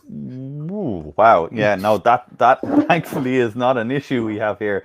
No, yeah, no, I presume yes is the answer. That the 12 mosquitoes that fly around. Man, that sounds so in Dublin. nice. Yeah, no, It's so irritating. yeah, there is mosquitoes here, but pretty much only in high summer. They last for probably a couple of weeks, and it tends to be like, was that a mosquito? Did someone just hear a mosquito? Was that a mosquito? No, I think that was a really loud fly. Oh, we're fine. That was that tends to be what it is. Like it's a rarity, thankfully. Yeah, it's not an issue we have. But in fairness, the tank that we store our water in is actually completely sealed. It's not open to it's not open. Well, I presume they could probably get through the downpipe, maybe from the rooms. Yeah, because usually we have a downpipe that falls onto a mesh screen that then filters, and so they can't get through the mesh screen. But anyway, this is like way off topic. Sorry, we are off topic, but yeah, there you go. But yes, rainwater, the Earth's natural distilled water. But yes, yeah, that's what it is. Water wetter, yeah, that's an interesting one. Ron Peters was asking there about water wetter. Does water wetter make water wetter or better? I don't know. That's a tongue twister. Ah, yes, there you go. I have used the brand that Miller's that make oil for minis.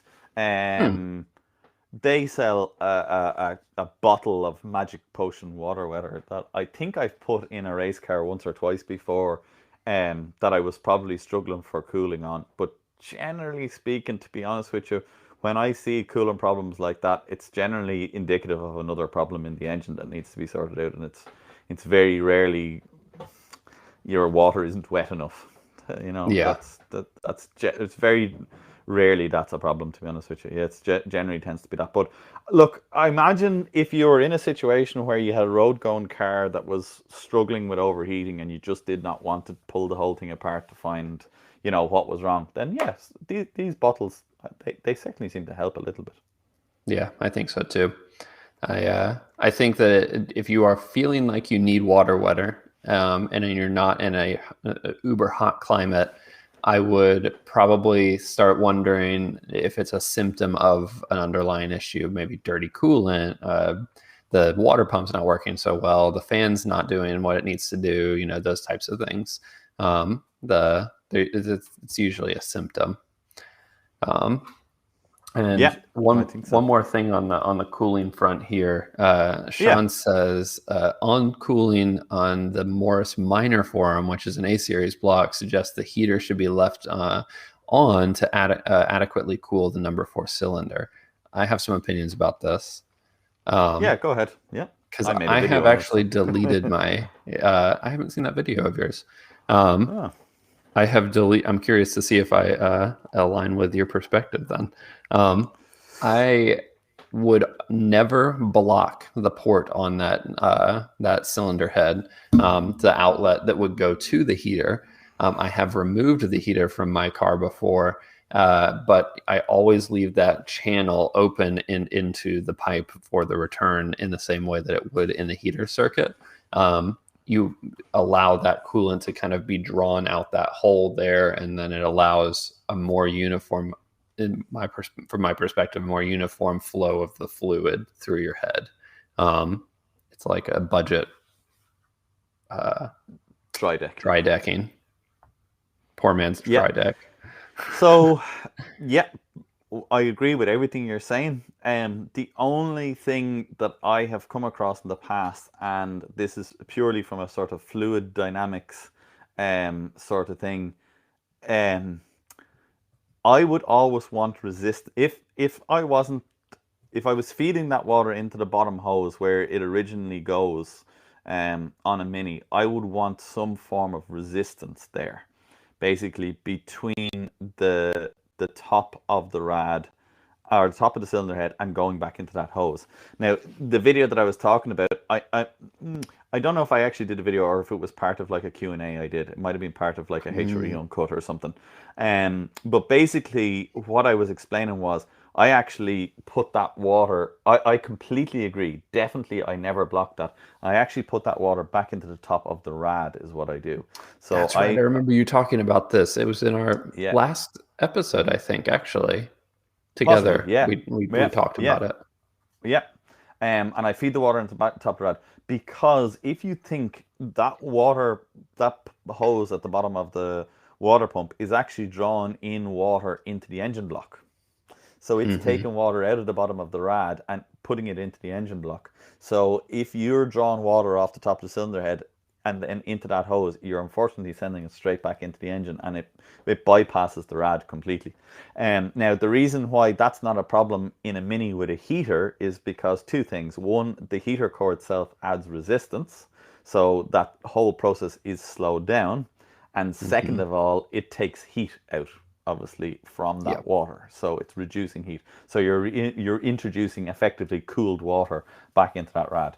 But yeah, I've had a few people have suffered problems in the past where they've done that. They've bypassed that thing and then suddenly started finding a problem with the engine running on. And it's generally running on in cylinder number 2 and 3 because it's running hotter than the other cylinders, and they get this pinking or detonation. That's very interesting. I've had that behavior, and it was when I didn't have a heater. Yep. It was worse when I didn't have a heater. Yeah, it's more noticeable. Yeah, it more than likely is happening because you have a hot spot in your cylinder head. That's normally what's causing it. So rust or calcification has built up in the cylinder head, and that is what is causing it. But it is greatly exacerbated by having the water flowing back in, because you just get this heating up of the end of the cylinder block. So it's a good idea in those situations either to put it back. Somebody actually found a brilliant solution to this, and they messaged me about it, and I'll just say it again here. The later Minis had a sandwich plate that went underneath the thermostat with like an outlet off of it.